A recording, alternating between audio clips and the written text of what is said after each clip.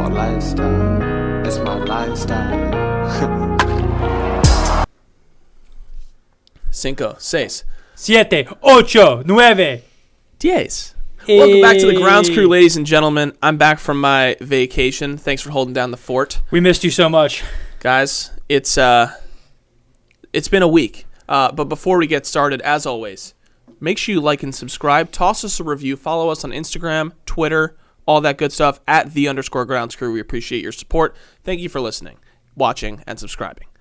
Guys, this week's been I want to say it's been a roller coaster. That's pretty much the analogy that I can use for this whole CBA process. And this week in particular, because of course they missed another deadline. That obviously means Jack, because because they just say, oh yeah, no, we're gonna do it on this day, and it's got to be done by this day, and then it's not. But it seems like within the last 48 to 72 hours, they've at least made some progress. Yeah. A lot more like finer details are being discussed, not just like, oh, we're 50 million apart type thing. I think they're trying to hammer out fine details, but make it more systemic. Like we're going line by line. Yes, that's what instead it seems of us like. bouncing around and going like, hey, before we move forward, this has to be done. Yep. Because it changes the decision that this is. Exactly. So like, well, let's set an order of how we want this to go and run. Mm-hmm.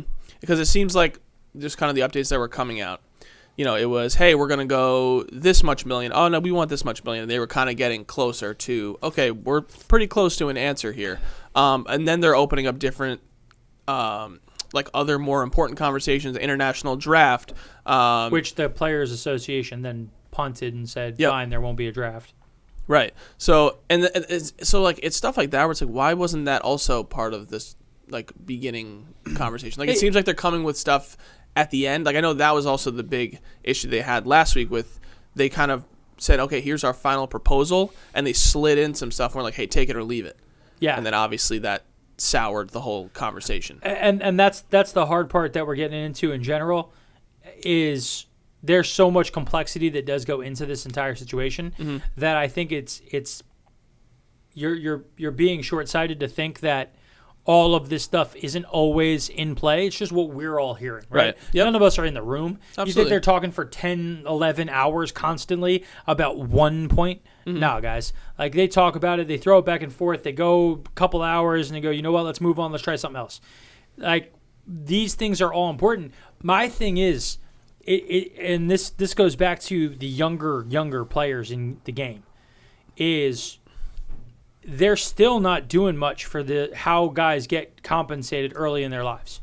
Now, the minimum salaries are going up, and they're all like $1,000 away from each other. Yep. Like, they're all Right, they're right there. That's pretty much locked up. That's done. Lock that in, move on. The challenge that I have is that's still just those minimum guys. It's not changing how we get guys to the game. It's not service time manipulations. How long is a guy in the minors? And this goes to me, like, the sad thing is, yeah, we talked about it on a bunch of episodes back. We need to have some type of international system that can't be manipulated the way it is. Yep. So then they go and they say, yeah, we want to draft for the international guys just like anything else. And it goes, no. Yeah, immediately. Now, and I know a whole interview came out with David Ortiz about it, because obviously he's from a Dominican, has a big hand in how things go there now in the baseball world, and it's everybody acknowledges the fact that that whole international system is super under the table, very in the shadows type thing. And you know, in the Dominican especially, like, baseball is a huge deal. It's, you know, kids spend their whole day playing it. You know, kids get signed at 14 years old type thing, and they want to try and, I guess, clean it up a little bit and make it more systematic and whatever. But it seems like, at least from David Ortiz's perspective, that there needs to be a lot of time to, like, analyze it and figure out what the best way to do that would be. And I think that's where you start going, hey, we need to couch this idea for this round. Yep. But the point that I would always make is, if you couch it for this round, the next time you come in, you got to couch something else. So you got to pick and choose what's going to be important every time. And you can't make it that we want progression in every area every time. Right. We want, you know, minimum salaries, and we want the upper echelon to go away, and we want this. Like, listen, there's a lot more money in the game. A lot more. I think they're knowing how much more money is coming into the game in the next couple of years with gambling money that's coming in this year. Yep. The top of it needs to go up because it's the lower teams are going to be able to spend more. It sucks that you thought you were going to get an opportunity to catch up to some of the guys at the top. Yep. You're not. Yep. Sell your team. But they can't go for everything. And I think if they're going to couch this, it has to come around the next CBA. The players can't keep kicking it down the line to the next generation to handle what happens to minor league guys. Right. But again, it's a guy like Scherzer. We're doing this for the future guys of the game. No, you're not. You're doing it for future guys like you. Yep. You're doing it for future superstars. You're not doing it for the guy who gives up on his career early because he's not making enough money and he's 24 and he got drafted out of college and he's like, yo, I have real things I have to worry about. I can't make $800 a month. Yep. I have to give up the game and walks away. Or in the offseason can't put in the same amount of time that you can because he needs the money. So much of that starts to become circumstantial to life, and it has to be that there's a more direct line to here's how we're going to develop you. You don't have to worry about having another job. Like I want less minor guys. Right. Still. I know. Right now. Where are we at right now? 4 teams per. Yes. Right? So Yes. what are we talking about? 2? And then let the other guys go play in other leagues and things like that? I would love to have a high, a low, and a development organization. Right? My development is like super, super young guys, international guys who sign at 16, guys drafted out of high school, things like that. Yep. Let's teach you how to be a pro. We're going to put you on a schedule. Every day we all wake up at this time. We're early morning workouts, things like this. This time is this. This time is this. Your whole life is this for the seasons. Right. Spend time in our development. But I don't have to bus you everywhere. I don't have to house you in different hotels. I don't have to do all these crazy per diems. You are on campus. This is an extension of like a college lifestyle. Wake up and we own you for until you get to, you can go play for the low. Right? Yep. The low teams should have a rotating group of, let's call it 35, 40 guys at each level. That way, a guy can be on a reserve role. He can't play tonight because he's not on tonight's roster, but tomorrow he can be, right? They're doing that with the Atlantic League. The Atlantic League has a flex of up and down of guys because they have so many guys who leave, move. They need that taxi squad of 8 guys to pull from. Yep. I think the MLB should have the same thing. I think that minor league teams should have the same thing. But the reality is that most of these guys, even at the AAA level, aren't going to play in the MLB. They're there because they're good enough at baseball that those other guys get games. We got to make it that this is like, you guys can actually ball, right? I need top to bottom that you can ball. But then I also need to do that. I need a way for this guy to get out of our organization. Yep. Because what if we do have the best high-low teams in the league? Well, I know there was discussion in these CBA agreements about just tossing the Rule 5, which I don't really like. I hate that. Because it keeps that movement from those guys being rescued by an organization. Right now, that's the only way to get rescued for your career. Well, that was one. It seemed like the small market owners were the ones that were like, no, don't do that. We need to hold on to our guys as much as possible. And well, even the small market guys, like I feel like they get their young guys up sooner. Right, but then they're gone faster. And then they're gone faster. But then you can sell that guy. Like you trade him, you can do, which I'm fine with. If you're bringing your young guys up, I think what the Rule 5 helps them is they can go and pick up the better organizations that have guys and steal guys off their rosters. Yep. And then put them on their bad MLB team and build an MLB team overnight with a 24-year-old guy who still has all his options. Right? We just stole that guy away, and he should be starting, but the MLB team already has 3 first basemen who all mash. The Mets, if you're a first baseman in the Mets organization, you were stuck. You got Pete Alonso and you had Dom Smith. There weren't first base reps for you. So if you were if you got drafted as a first baseman, you were like, I'm never playing for this team. Like, I'm going to kick rocks. Yep. So you knew right out of the gate that you were dead. I feel like that's just not thought about enough. Like the end goal of everybody in the minor leagues, they want to play in the big leagues for the team that they are, the organization they're a part of. Well, if you look at, call it the Mets in the middle of last season, like let's say we kept Javi Baez, like we had like 8 shortstops that could be potentially from the top bottom of the organization that were going to be above you. Like if you if you came in the organization. Ronnie Mauricio, like he's out here looking at shortstop, and it's like gonna have to kick rocks. Well, you already see it with Brett Beatty and Mark Vientos. Ding. They're both taking reps at other positions. Yep. Right? They're getting some left field. I think Vientos is getting some first base. Mm-hmm. Because the reality is how are we going to find space for you? So you're locked up. Ronnie, he's going to have to move off shortstop to third. So now you have another guy who potentially is going to be a third baseman. Yep. So so when you're a guy, like imagine being a catcher in the Baltimore Orioles organization. Yeah, that's a tough one. Are you ever playing? No. You are never. You could get drafted this year out of college in the first round because you're a stud, and you're never going to be a catcher for them unless they trade. Right. So that's when it's kind of like, all right, well, Adley Rutschman. But then you look at the Orioles and they're going to say, okay, cool, we got to work. They already are manipulating him. Like heavy. Yep. 24 still hasn't played. Yep. And he's like he's going to come into the league and be one of the best catchers in the game. And he's a 40-man roster guy, so he can't even minor league right now. Yep. Even though he's never played a lick of baseball, he's part of the union. Yep. It's wild, absolutely wild. Throughout all these CBA discussions, in the last 24 hours, they have canceled another week of baseball, pushing the start now to April 14th, one day before Jackie Robinson Day. And I know that's obviously a very special day for baseball. And I know a lot of people are concerned that should we miss that day, there will be even more hatred towards the game, towards how this is all going on. But I feel like we're getting a lot closer. So my hope is that the April 15th start that we're looking at right now, April 14, 15, is more possible. I don't think there's any. They'd have to sign pretty much today to make that happen. I think. Well, yeah, I guess that's it. I think definitely we talked about May 1st. Definitely by May 1st, because from what I was reading, the way the TV deals are structured, that's when teams will start losing money because they have X amount of games that the stations have bought from the team. And once they start eating into that, then they start losing money. And it's like, okay, now the owners are actually paying the price. So our buddy JB Greer, JB said it was always the plan to cancel the first 25 games. Really? Right? Okay.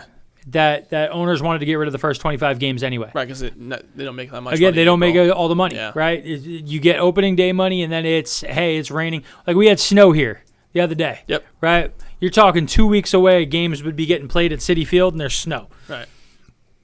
People aren't showing up to games. Mm-hmm.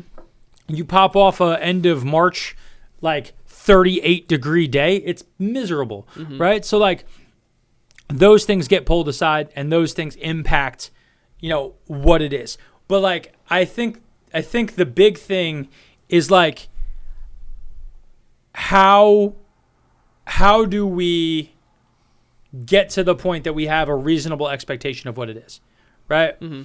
And it's about tradition. Yep. And it's about hope. And it's about doing the right thing for people, right? And with that, I want to take this moment, this time out, to pause and celebrate a great person, a key to the show, Dennis Dietz. Dennis Dietz. You've been killing it. Am I actually pausing? Or Dennis, do not pause this. Do not pause this. Because we got something special for you, buddy. Come in the room. Play it. Okay, he's got to get there. Play it. It's got to get there. Play it. Oh, Jesus. I have the high ground. Can somebody move something, please? Put it. Dennis, come on. Dennis, you got to stand up. You got to come watch this, buddy. Oh, boy. Keep playing. Come on over. I gotta play it again. I'll play it again. Now, what's this? Can everybody see this? My birthday is We just love you, Dennis. Oh, okay. I have the high ground. Yeah, this is legit. You got to show the people. Am I on? Yeah. Should we one more time? Guys, in case you're watching right now, Melissa made Dennis a Star Wars cake. Yep. It is a scene from the third prequel movie I had them. as Anakin is trying to fight Obi, and he's in the middle of lava. That's lava with all that fire shooting around. Don't touch him. Obi's fine. He's got the Force. He's fine. He's got the high ground. He's got the high ground. And Obi has the high ground. Anakin has the low. And this is not going to end well for the homie. But this cake ended up super, super well. So, Dennis, we saw this on TikTok. Please don't eat the side with the red. Melissa was like, I got to do this for Dennis. We tried to pick a good day. Miracle happened this morning, and it showed up today. April did Yep. happen this morning. Cool. So now you got to blow it. Now you got to blow it out, buddy. Oh, okay. You got to save Anakin. Happy 3 years, champ. Imagine if you had just swooped in and just saved him and Am I kept allowed him. to blow on it, or is? Nobody We're says. good. We're good. Oh God. Well done. That was a strong blow. This is him now crawling in the He's lava. dead. He has no legs. He's got his legs are covered in lava. I didn't know which side. Thank you, everybody. We're gonna pick back up to Ground Screw back to the Podcast. baseball. Thank you. Appreciate y'all. Hit the lights for us on your way out. Henceforth, you will be known as Darth Vader. That was an excellent job right there. Thank that was you. a good. Welcome back to the podcast. Welcome back to the podcast. We had to take that little in between. Dennis, were you surprised? I knew something was coming. I just didn't know what. Because it of was. Josh Josh spoiled it? Josh Shapiro being No, a Like a because hooligan. a fool. starting like even last week, Melissa's like, "Hey, you need to come to Thursday night dinner," and She always tells you to come to Thursday night dinner. Yeah, Don't but use It was different this Trash. time. But that's a trash take. I appreciate you all. That's Trash. Were you expecting this though? No, I don't expect much. I just kind of go about my day and whatever happens. What are your happens. thoughts on the recreation? It's very accurate. It's solid, right? Yeah. It's good. It's solid, right? Mhm. We thought it was good. Yeah. Really well done. It's hard to find an Anakin toy. Yes, you have to get them online. I Yeah. checked several targets. Yeah. They're not on Long Island whatsoever, wherever we are. Hope you guys enjoyed that little Star Wars break for us. Yes. I don't know exactly when that started, by the way, for Willie cutting up stuff. That is later. quite Willie, good all right. luck with this, bud. Yeah, man. So Planning to just cancel the first 25 games. with the games and everything else, like my thing is, I don't care. I think my bigger thing is that whenever they get it done, it has to be something that makes sense. And I don't want to be sitting here fighting and crying about it for the next 2 years. And then, no, well, prepare for the next one. And we're going to, we're back in this dance of we And we've hate already each other. set the Guys, the foundation of animosity. is fine yeah, during let's this. just get this done with. Yep. And I saw, no matter what anybody in the world thinks about her, I saw Rachel Luba doing some stuff and talking about like the league and the teams and oh well, if we wanted a salary cap, the owners would have to open their books. They don't want to open their books. I don't think that you need to have a salary cap without opening up your books per se, because the reality is that I can very easily look at revenues, and I can very easily look at an idea of what those revenues are per team and what salary caps are in the other league. Right now, as is, MLB's money is more than anybody else's league. You are almost twice the salary cap of the NBA. Twice the salary cap of the NBA. You are more than the NFL that has 53 players. You don't need to open the books for us to have a salary cap. No. My thing becomes, I agree that the salary cap should be higher. Because genuinely, I don't feel like the NFL players are paid enough.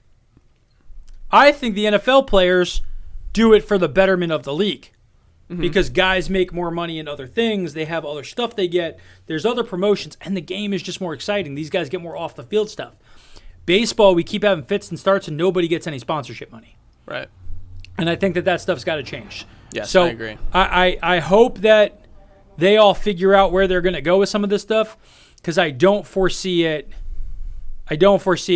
being that we're going to have baseball on Jackie Robinson Day. Yeah. Yeah.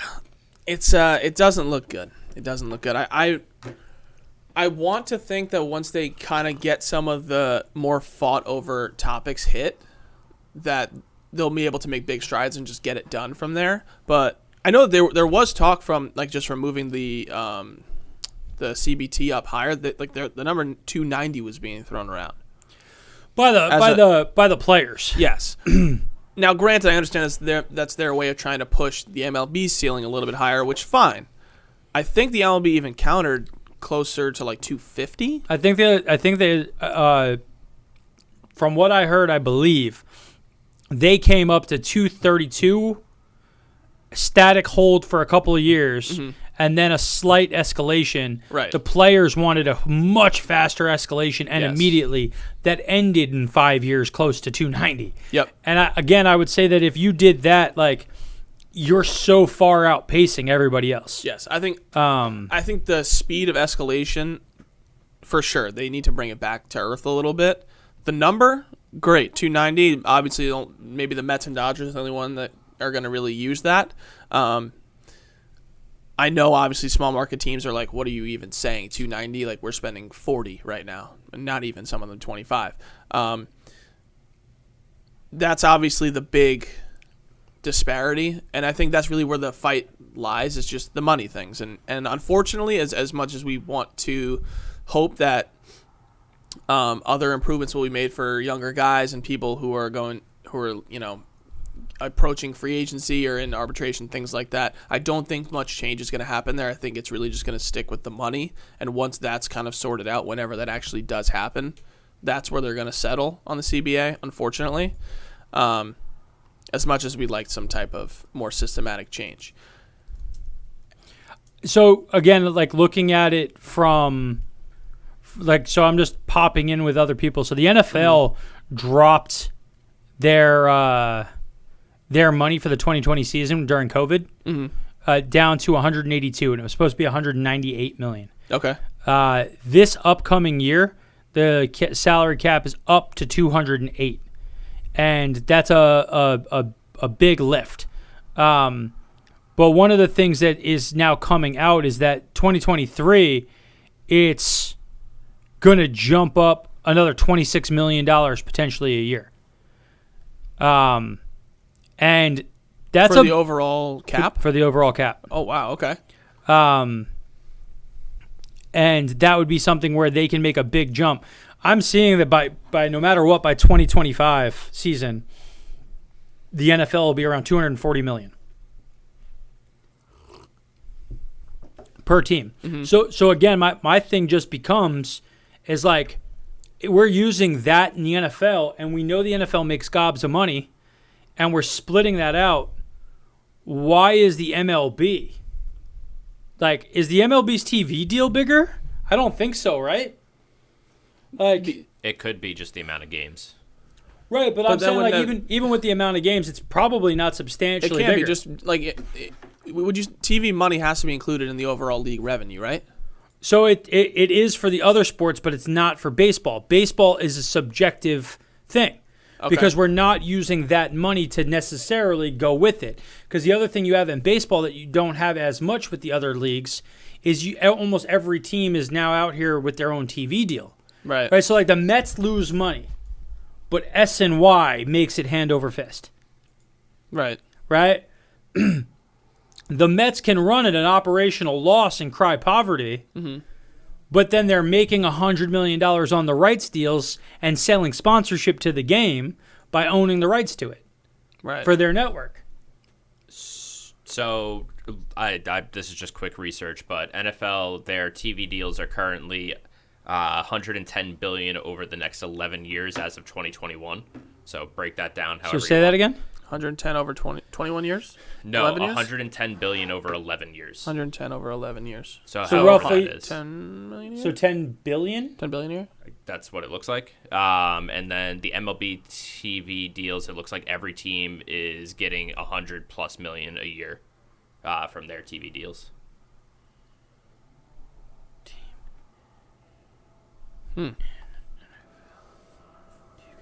I'm trying to look at the per team in the NFL.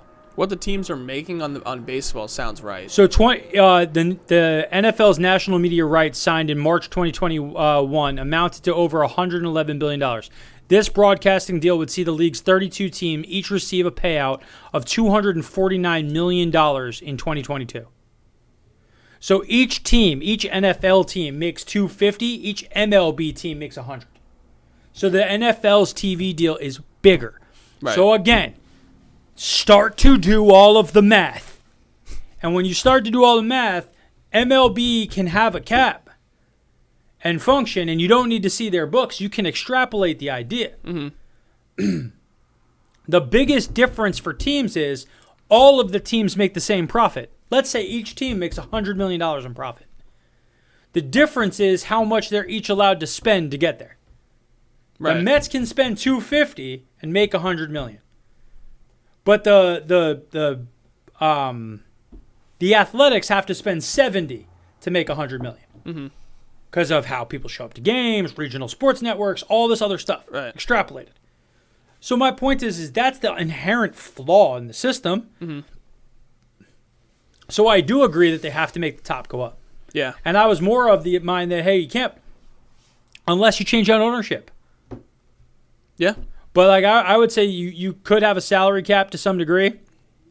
I would keep it at 235 because I think that's ultimately fair with steady increases of cost of living. I feel like the difference is, the glaring difference is in the NFL, the majority of teams spend roughly near the cap or at the cap. Oh, you Jets didn't last year. But like, not so the rule not in the, 100. The rule in the NFL is that over a 3-year net average, a team has to spend 85% of the cap. Right. So if the cap was $200 million for fun in the MLB, what?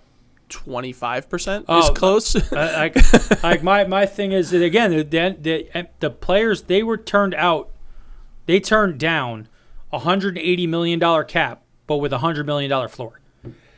My point is mathematically, they would have made much more money in that deal, but it would have hurt our favorite team, right?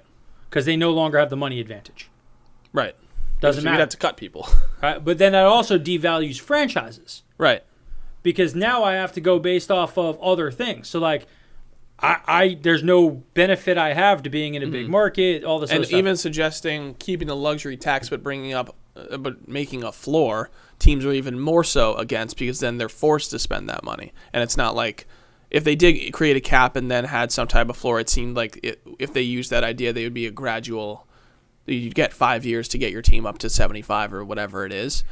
And it just doesn't seem like that would be in the cards, especially for all these small market teams. And then you see that the MLB comes out, though, and the 2 new streaming deals that they have with Peacock and Apple, right?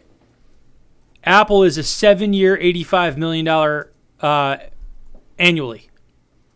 What was did they release like how many games they would get with that? Like the Friday night games, I think it was, and then they also get shows and highlight things. They can do a whole bunch of stuff. The pair of new streaming deals will pay MLB $115 million annually. So they're now making over the next 7 years, they're making $1 billion. Yep. But that's another $100 million annually coming in, separate from other TV money. Like. Such timing for that to come out. So I think the challenge happened is they were trying to get a deal done. I think the MLB didn't want this to last this long. I think the MLB has other deals on the table. They just can't keep them hidden much longer because they have to have them done before games could possibly play. Right. Because that deal that just happened with Apple, that would have come out now 2 weeks before the start of the season. Mm-hmm. Immediately games are being done on Apple this year, and that would have been after a CBA.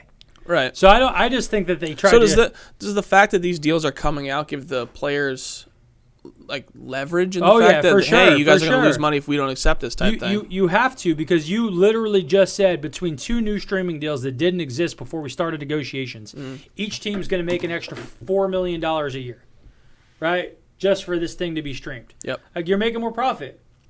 We were talking about all this money before. Now you just found $4 million more to make money off of us. Yep. Done. Like, there you go. You made $4 million more profit. Kick rocks. Yeah. And on top of that, this year they were going to really start diving into gambling. And the gambling is the thing. The gambling is the question. Yeah. And if it's $300 million a year, like, that they're making in gambling money, it works out then to roughly what? $10 million or $20 million a team? Yes, roughly. right? Yep. No, $10 million team. We're drunk. We're both drunk. 30 teams, $10 million team, $300 million. So you're talking $10 million a team on a gambling deal, right? So now we have gambling money coming in too. So that, like, all of that stuff, you're making now $15 million a year in profit for something that's separate from what you have to do. There's no operational cost. There's no anything else. Yep. Here you go for owning your team. This is the money you make. $15 more million. Like, the money, the salary cap going up separate from that, like, the one thing that players don't care about is that owners are going to have to raise the price of tickets. Going to a game is going to be more expensive to cover these costs. The fan eats that increase. Have you been to a game in the recent past in like a small market stadium? I mean, I've been to a Ducks game. That doesn't count. I'm saying. It's like $15. I'm saying. They might sure. get more fans than Tampa does, though. It's probably comparable. Burn. Definitely more than Miami, I'll tell you that. I was burned like Anakin's legs. Yep. Cooked. Zing. No, why? I don't know. I was just curious. Like, if you went to a Cardinals, no, not a Cardinals. It's a bad example. They're a good team. Orioles. An Orioles ticket compared to a Yankees ticket. I mean, I have to assume it's more. Sure. I mean, listen, but like, how much more? A Buffalo Bills ticket is cheaper than a Jets ticket, even when they're good, Right. right? The Bills are. So I'm a Buffalo Bills fan, right? That's as small market as we can really get, right? That's smaller than Atlanta. That's smaller than Baltimore. That's probably comparable to Baltimore, truly. Yeah. Right? But from a revenue standpoint, because of where it's situated and it's not a port city, smaller. Yep. Right? So St. Louis and Buffalo. St. Louis is probably in a better position than Buffalo. For sure. So when we're looking at all that situation, like the Bills tickets are cheaper, but they're about to get a nice $1.4 billion new stadium. Right. That's paid for by us. So I appreciate y'all helping me contribute to my team stadium. You're welcome. I've been contributing to your team stadium. So average price of tickets in 2019 for Baltimore was about $30. That same year for Yankees, though, was only 47. So it's not a significant. Like, Okay. obviously, No, if you that's do- a significant jump, buddy. yes Run and the no. percentages. Fair. As a percentage, going Joy- to a Yankee game on average 50% more. costs you almost 60% more money. Yeah. That was also the cheapest that Yankees tickets average cost was since 2008. So they've been going down. Well, that also the reason why the price of them all went down was COVID. Yeah. The prices all went down for COVID stuff. I was just thinking because they weren't as good, but No, I think it's more COVID related. People weren't showing up to stadiums as much. You have a percentage of the fan base that's not allowed in because they're not vaccinated. Like, there's a whole slew of different things. Right. But speaking on the gambling side, because I think that it's important, because the NFL just had a situation with Calvin Ridley, and Calvin Ridley is banished for a year for doing a $1,500 parlay bet when he was not with the team. Did it actually come out like when that was placed? Yeah, November, and he Okay. was on the inactive list. Was it on the Falcons? It was a parlay. I think he might have put money on the Falcons, but like nobody on the team he didn't talk to anybody. Like he Right. made all the bets, and he was like, "I'll just bet on my squad as part of the parlay." Like, I believe in the homies. and just he wasn't trying How to did that hide it come out? either. It No. was he used his real name, real social security number to set up the account. It wasn't something that he thought was against the rules because he wasn't playing. Facts. So- And this goes back to me. The evil of how some of this shit ends up flying sometimes is this reminds me of the Gordon situation when he got suspended by the league. Do you guys remember what happened to him? Which Gordon? Oh, Josh Gordon? Josh Gordon. So Josh Gordon had all his run-ins and everything else with drugs and, Yeah. and stuff like that. Got himself out, got reinstated. Played a whole year for the Browns. They get bounced. They are not. Season's over. Bounced. Couple days later, following weekend, him and a bunch of the other guys on the team hop on a private plane to go to Vegas together. They get on. He's drinking with the squad, doing some other stuff. He lands. His phone is popping off. He has to report for a random blood sampling. He gets popped for doing stuff in season. And he says, I did not do it while we were in season. Like, our season is over. And they were like, no, the league year still exists. Still the same concurrent season. you have another year suspension. Like it becomes that you're doing it. You're not being a person. You're doing it in a relationship to what the rule says, and not what the rule was meant to avoid. Mm-hmm. The rule was meant for Josh Gordon to avoid him having problems in his life. But if my guy goes and then wasn't allowed to have any alcohol and his season's over and he's celebrating and having fun with friends, how is beer sold at stadiums, Josh? Yes, sir, it is. So we're allowing the fans to be drunk and throw bottles on but we're holding the player to a higher standard. Is Budweiser a sponsor of any pro leagues? Yes, sir, it is. Is Jim Beam a sponsor of anything? Do we have alcohol sponsorships at every level? So Yes, we sir. sponsor drinking constantly. Mm-hmm. But if the player does it and it doesn't go, problem. So this goes to now Calvin Ridley and my issue with the whole thing. Did Calvin Ridley make a mistake? Yes. If I were to, let's not have me do it. Let's have you be the angry person. Sure. If you were to beat the ever-loving hell out of your significant other, Okay. you would be suspended for 6 games. Let that marinate. Yeah, that's awful. 6 games. And that's on the high end. That's after we all, we convened to talk about it. We convene. We have an appeal process. Blah, blah, blah. If you bet $20,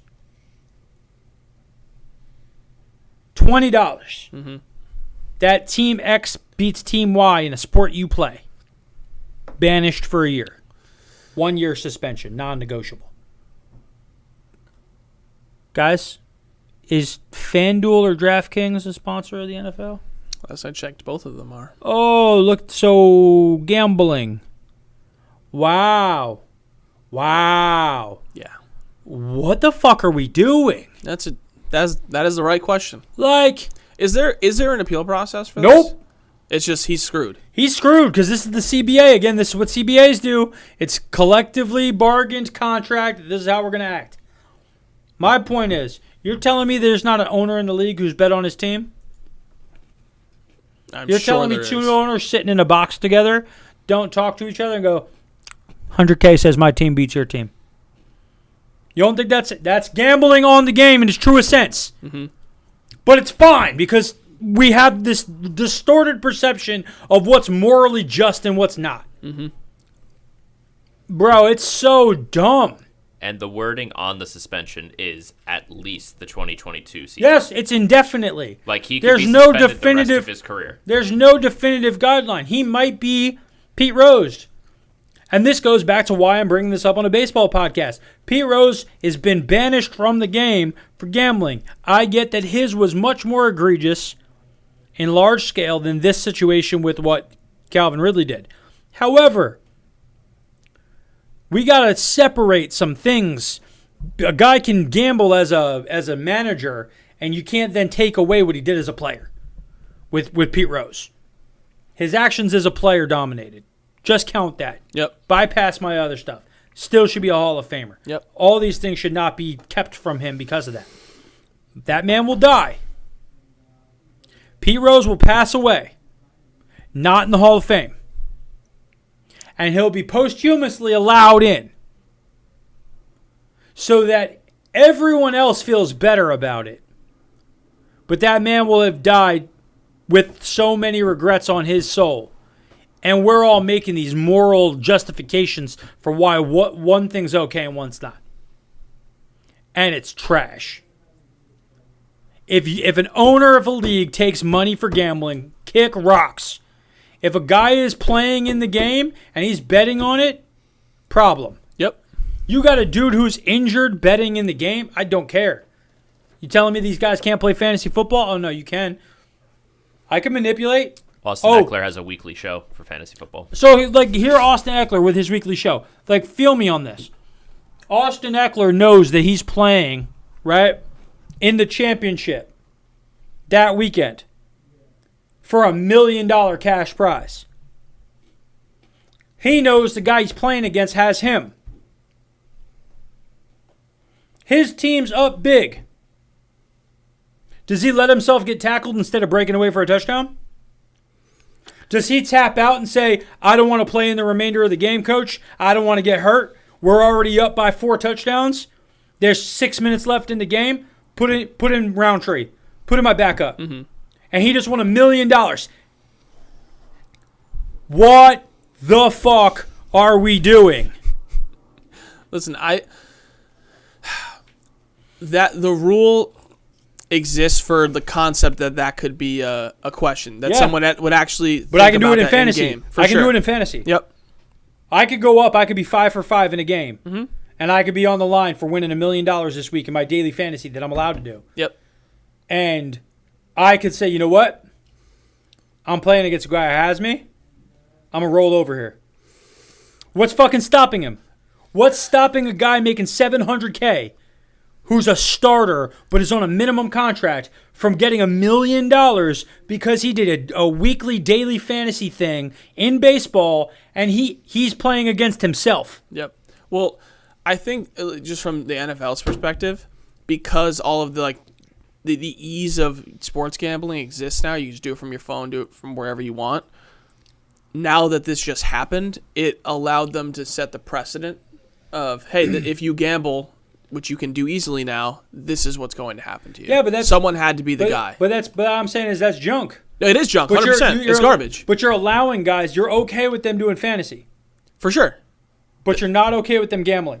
Exactly. It makes no sense. But which is my point. For sure. But it just gave them the opportunity to say, cool, that we're going to set the precedent now that if you gamble on your team, you're done. But my point is that you're now saying a practice squad player would be done. It's a shitty precedent. I'm not arguing with you. It's just the letter of the. We have to look at this and say. I've used this same analogy on this show before. Mm-hmm. Guys, do you go the speed limit? No. Here on Long Island? For those who don't know, if you have a highway and you're in Florida, your speed limit is like 70. Our speed limit is 55. So you are told you have to go 55 miles an hour on the fastest lane. That's your maximum. If you're in Florida, do you go to speed limit? I'll tell you guys. You don't. You guys go 90. Well, that's awesome. If you're listening to this show, right, you probably don't go exactly the speed limit. You probably go faster. Oh, it's 35? 45 is slow, though. I'm going to go 45, 10 miles above the speed limit. That's the point. The speed limit is there. It is a law. You could go to jail for it. But how many of you have passed a cop who didn't give a fuck that you were going 6 miles an hour faster than the speed limit? Almost all of them. Yep. Unless you're in a place where 75% of their revenue is based off of writing tickets. Upstate Shout New out Stark, Florida. Guys, that's the only places where those things happen. So the idea is this is put into place so that we stop the worst thing. Somebody going 160. They can't go and say, well, there was no law saying I couldn't go this fast. Yes, there is. Mm-hmm. It's in place now. Yep. We've put it in. So now everything you go above it can have interpretation of the data to allow us to figure out how bad to punish you. This rule seems the same thing. Our objective is we're trying to stop manipulation of the game by somebody messing it up. But guys, it already can happen in fantasy sports. I can do it every day. There's big money in fantasy sports, and we're not counting that as gambling. Oh, well, that's not gambling. Well, then neither is poker. Well, no, poker's gambling because there's luck. There's luck in fantasy. Yeah, it's your guy tweaks a hamstring. Luck. I luck. I understand. I understand the NFL's perspective, in that they don't want to have the moral movements of, oh, you weren't playing, so it's okay, kind of thing. I get it, but also it's a shitty. But when are they okay with moral movement? Apparently, with domestic violence, beating the shit out of your wife. Yeah, that's fine. It's super weird. That's fine. Hey, maybe we'll only give you 2 games, but you're maxed out at 6 games for potentially killing someone. It's confusing that it's not more of a question when that actually was instituted. Like, that's it? If a player in the NFL gets popped for steroids, what's the suspension, Dennis? 2 games or 4 games? So just pull it up for me real quick. What's the steroid suspension in football? So we have somebody who actively cheats, right? Quote unquote, to get to the next level to achieve performance, everything else. What's the ban in the MLB? Half season? Half a season, yeah. This is the first thing? The NFL use of steroids, stimulants, or HGH is a 4-game suspension. Any attempt to manipulate is 6 games, and a second violation is 10. So, Calvin Ridley bet $1,500 on a parlay because he was bored. And he had no bearing on the circumstances of the game. Bill, question for you. And he got a year, so he got 17-plus game suspension potentially. What up, Deets? When they're on the non-active, like the commissioner exempt list, all that stuff, Yeah. they're not getting paid, correct? No, so the commissioner's exempt list does get paid. It's a way Okay. of not suspending somebody. So what was Ridley on when he left? He was non-active list, Yeah. so he was not getting paid, or he was He getting paid? Okay. Effectively, So- like what, IR kind of thing? No, it's different than that. Okay. It's just a whole Yeah, separate. so that's what was happening. They made that list, and that list, the commissioner's exempt list, came out because of the Ray Rice situation, where it was like, all right, hold on, we have problem, but we legally don't have recourse. We don't have anything written in our stuff to suspend him. So in order to have a workaround with the union, they made the commissioner's exempt list. We're going to put you on that. You still get all of the money from your contract. Your team has to pay you. But we're putting you outside the zone of allowed. Right? Mm-hmm. So that's where I think he was on the non-football injury list, though. So he was considered on an injury, but it was non-football related. So what that immediately does with the non-football injury is that's not an IR situation. You can come back from it at any time. It also does free up the roster spot for them to go and be able to fill somebody with it. If you're going to come off that list, they got to release the other person first. So, again, the league uses all of these tools as ways to kind of pass guys back and forth through things. Like Deshaun Watson got paid for all of last year. Right. How are you guys going to not pay him? So would you just be like fine with it? Like just him, like if I didn't tell you who it was, how much he spent, just that a person who was on the team but on whatever list he's on, bet on his team in a parlay. 1 game suspension. Yeah. 1 game suspension. 1 game suspension. No. Like, if you told me, so then this is a genuine thing. If you told me that, like, because we talk about it all the time, who's the biggest gambler in sports? We all know. Evander Kane. No, like Lifetime. He's famous for gambling and being a great Michael athlete. Jordan. Michael Jordan. Yeah. Michael Jordan owed the mob hundreds and hundreds of thousands of dollars, right? R.I.P. to his poppy. Like,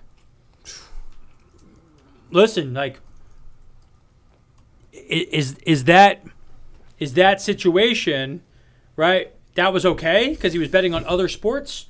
My thing is like, if you have a systemic issue, right? If a guy's is playing, betting on games, more games, 100%, 4 game suspension, throw him out, 4 games, a single bet, inside your sports sphere. Mm-hmm. Hey, letter of the law. Second time, I'm fine with a year suspension.